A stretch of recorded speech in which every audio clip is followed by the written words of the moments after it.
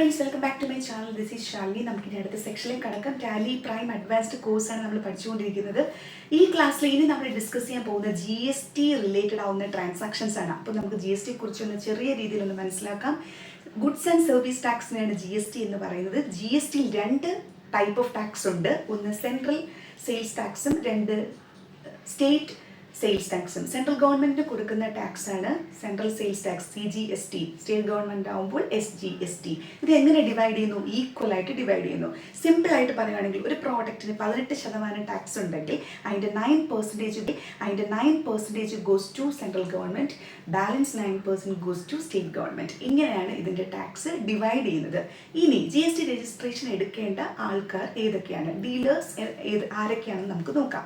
രണ്ട് ടൈപ്പ് ഡീലറുണ്ട്. റെഗുലർ ഡീലറുണ്ട്, കോമ്പോസിറ്റ് ഡീലറുണ്ട്. റെഗുലർ ഡീലർ എല്ലാ മാസവും കറക്റ്റായിട്ട് മന്ത്ലി റിട്ടേൺ ഫയൽ ചെയ്യുന്നവരെ നമുക്ക് റെഗുലർ ഡീലർ എന്ന വിഭാഗത്തിൽ പെടുത്താം. 3 മാസം കൂടുമ്പോൾ റിട്ടേൺ ഫയൽ ചെയ്യുന്നവരെ കോമ്പോസിറ്റ് ഡീലർ എന്ന് വിളിക്കാം. ഇനി ഇതിനകത്ത് എപ്പോഴാണ് GST രജിസ്ട്രേഷൻ എടുക്കേണ്ട സാഹചര്യം? അതായത് ഒരു ട്രേഡർ ആണെങ്കിൽ നിങ്ങളുടെ ടേൺ ഓവർ, പ്രീവിയസ് ഇയറിലെ ടേൺ ഓവർ 40 ലക്ഷം കവർ ചെയ്യുകയാണെങ്കിൽ, അതിന് മുകളിൽ പോവുകയാണെങ്കിൽ നിങ്ങൾ കമ്പൽസറി GST രജിസ്ട്രേഷൻ എടുക്കേണ്ടവരാണ്.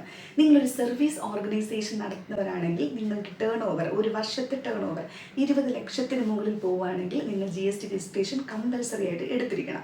ഇനി നിങ്ങളുടെ ടേൺ ഓവർ ഒന്നും ഈ പറയുന്ന ലിമിറ്റ് എക്സീഡ് ചെയ്യുന്നില്ല എങ്കിൽ പോലും നിങ്ങൾ ഇൻട്രസ്റ്റേറ്റ് ട്രേഡ് നടത്തുന്ന ആൾക്കാരാണെങ്കിൽ, മറ്റ് സ്റ്റേറ്റിൽ നിന്ന് സാധനങ്ങൾ വാങ്ങി വിൽക്കുന്നവരാണെങ്കിൽ നിങ്ങൾ കമ്പൽസറി GST രജിസ്ട്രേഷൻ എടുത്തിരിക്കണം. നിങ്ങൾ കോമേഴ്സുമായിട്ട് ബന്ധപ്പെട്ട വ്യാപാരികളാണെങ്കിൽ നിങ്ങൾ ഈ കമ്പൽസറി ആയിട്ട് GST രജിസ്ട്രേഷൻ എടുത്തിരിക്കണം. അവിടെ ടേൺ ഓവർ ബാധകമേ അല്ല. എന്താണ് HSN കോഡ് എന്ന് പറയുന്നത്? Harmonised system of nomenclature. ഇതാണ് HSN കോഡ് എന്ന് പറയുന്നത്.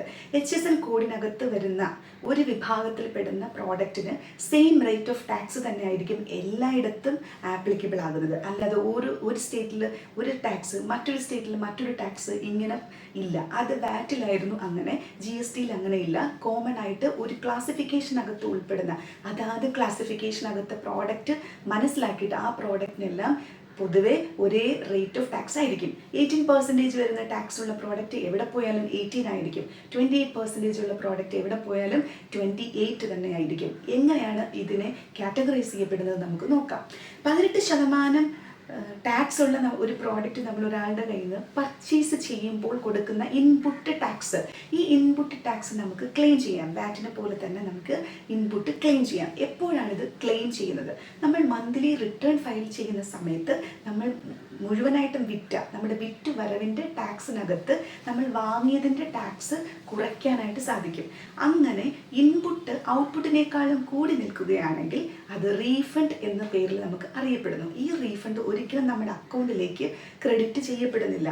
ടൈം ടു ടൈം ഓരോ മാസവും നമ്മൾ GST റിട്ടേൺ ഫയൽ ചെയ്യുന്നതിനനുസരിച്ച് ഔട്ട്പുട്ട് എപ്പോൾ കൂടുന്നോ അപ്പോൾ ഗവൺമെൻറ്റിലേക്ക് ടാക്സ് അടയ്ക്കുകയും ഇൻപുട്ട് കൂടി നിൽക്കുന്നതനുസരിച്ച് റീഫണ്ടബിൾ എന്ന് GST റീഫണ്ടബിൾ ആയിട്ട് ഒരു ക്രെഡിറ്റ് എമൗണ്ട് ആയിട്ട് നമുക്ക് സൈറ്റിൽ കാണാവുന്നതാണ്. അതാണ് ഇതിൽ ശ്രദ്ധിക്കേണ്ട ഒരു കാര്യം.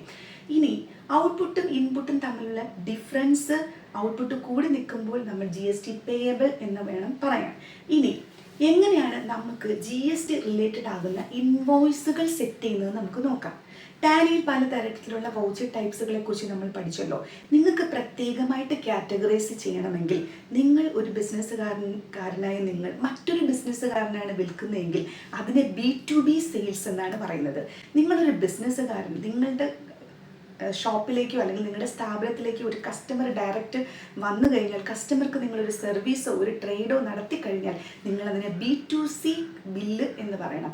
ഇത്തരത്തിൽ നിങ്ങൾ ആദ്യം കാറ്റഗറൈസ് ചെയ്യപ്പെടേണ്ടത് B2C എന്ന് പറയുന്ന ഒരു സെക്ഷനും B2B എന്ന് പറയുന്ന മറ്റൊരു വൗച്ചർ ടൈപ്പും ക്രിയേറ്റ് ചെയ്ത് വെക്കുക എന്നുള്ളതാണ്. ഇങ്ങനെ ചെയ്താൽ നമുക്ക് GST ഫയൽ ചെയ്യുമ്പോൾ വളരെയധികം ഹെൽപ്ഫുൾ ആവും.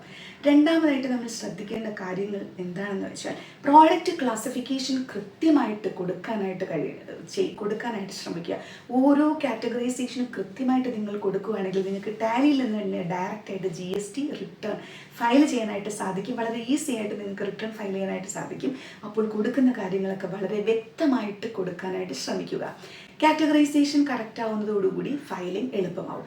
അപ്പോൾ GSTയിൽ ഉള്ള ഒരു പ്രത്യേകതയാണ് ഞാനിവിടെ പറഞ്ഞത്. അപ്പോൾ ഇനി നമുക്ക് GST വെച്ചിട്ട് വളരെ സിമ്പിളായിട്ട് ഇൻവോയ്സ് എങ്ങനെ സെറ്റ് ചെയ്യാം, എങ്ങനെ പ്രിൻ്റ് ഔട്ട് എടുക്കാം, എങ്ങനെ GSTR 1 എങ്ങനെ പ്രിപ്പയർ ചെയ്യാം, 3B എങ്ങനെ പ്രിപ്പയർ ചെയ്യാം എന്നുള്ളത് നമുക്ക് തുടർന്ന് വരുന്ന ക്ലാസ്സുകളിലൂടെ മനസ്സിലാക്കാം. ഇതിനകത്ത് എന്തെങ്കിലും സംശയം ഉണ്ടെങ്കിൽ നിങ്ങൾ കമൻറ്റ് ചെയ്യുക. നമുക്ക് അടുത്ത വീഡിയോയിൽ അടുത്ത സെക്ഷനായിട്ട് കാണാം. Thank you so much for watching.